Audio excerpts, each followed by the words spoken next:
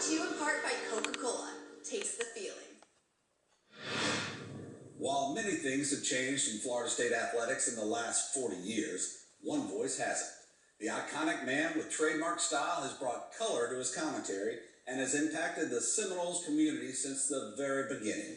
Reporter Michael Hudak has the story behind the voice.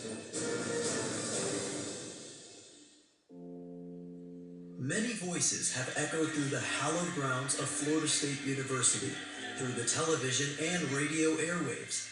But for generations of Seminoles fans, one voice has been the strongest. Since 1974, Gene Deckerhoff has taken the plays, the players, and the incredible moments and brought them all to life. Moments created with passion and remembered in echoes. Many know the man, but few know the story. Consultant to the radio station in Bradenton, where I really developed my broadcasting of play-by-play of football and basketball, was hired to be the general manager of WTNT Radio in Tallahassee, Florida. And he called me up, said, I'm going to go up to Tallahassee. I want to bring you up to Tallahassee to broadcast Florida State sports. WTNT Radio could not do Florida State football for the first 5 or 6 years, but basketball was available. And from 1974, about 43 years ago, started broadcasting Florida State basketball. Tiny Tully Gym, that's where the roots of broadcasting Florida State began. 40 years of FSU basketball games, 37 years of Seminole football games. Deckerhoff has been a visionary in every season, with his unique inflection and passionate calls. In 1981, he co-hosted a weekly segment that brought the FSU community closer to a rising program and a rising coach, The Bobby Bowden Show. Bobby Bowden was a Southern gentleman with charm, and he really loved football, the most competitive guy I've ever met, but he never as nice a guy off the field as you'd ever want to met. Always, hey buddy, hey gal, how you doing? Hey, Coach Bowden, hey, I got a chance to do NFL football on Sunday. Why do you have to ask me, Gene? Gene, he says, Coach, because we may have to do your TV show at midnight or at 1 o'clock in the morning, so I could go to a Bucs game. And Bobby Bowden, the only coach in America, said, Gene, I think it's great you can do NFL football. As long as you keep doing us, I'll do the show whenever you just keep me awake during the commercials. Oh, the coach's show was between radio and the fans, the visual picture. From the Bowden Show to segments with Pat Kennedy, Steve Robinson, and now the Leonard Hamilton Show, Deckerhoff brought the fans closer to the game than ever before. His job, and he's the best I've ever seen, at painting that word picture so in the mind's eye, you can see exactly what's going on. He is a pro's pro. He could do a 12-hour broadcast.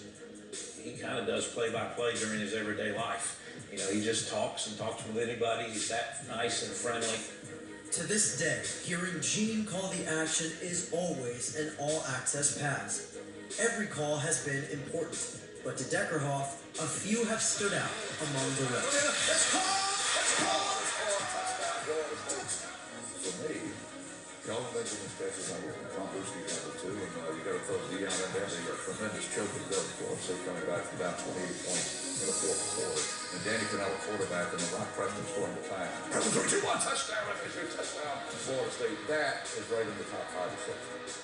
470 FSU football games, nearly 1,200 Seminole basketball games, and many incredible moments up in the broadcast booth. But one of Gene's trademark calls in particular, when a Seminole reaches the end zone, is music to a fan's ear. Dalvin Cook at the 5-yard line, takes a snap, goes in, 2-1 touchdown! touchdown, Florida State! My dad, he didn't like whoever the TV play-by-play was. He would turn them off, mute the television, and bring up his old radio that he used to have, just so he could listen to Gene. To know that no matter who the coaches are, no matter who the players are, that same warm voice is going to come across that radio. There's a comfort there, and there's a familiarity there that maybe you don't always get on the field, and that's why I think fans love Gene so much. I was 10 years old, and I snuck the radio on after my bedtime, and was listening to Gene call Florida State beating Wichita State in the NIT, and I don't think you can associate Florida State without Gene Deckerhoff being a part of it in some way. The coaches and the players have changed with the seasons, but the voice of Florida State has remained the same. Gene Deckerhoff left his mark on the school, the athletic department, and the community with his trademark enthusiasm, and his legacy will live on well after he makes his final call. Florida State University is special to me, and it's special to all who wear garnet and gold. I got a tie that says Florida State right here, and I'm a Florida State Seminole coach. Who do that? Well, you went to the University of Florida. Anyone Florida State has over Florida, over Miami, are my favorite football games. I promise you that. He is the greatest ambassador for Florida State athletics that we've ever had. To the point where both football and basketball players, guys, will come up to him and ask him, Gene, will you do it? Will you do it, Gene? Will you do it? And he immediately knows what it is. Touchdown FSU. Touchdown Florida State. 1,985 times I've been able to say, touchdown Florida State. I'm Michael Hudak for Seminole Sports Magazine.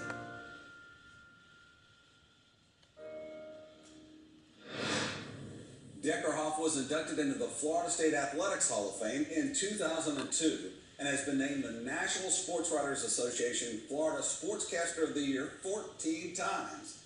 In just 2 years, Deckerhoff will mark his 40th anniversary as the voice of the Seminoles.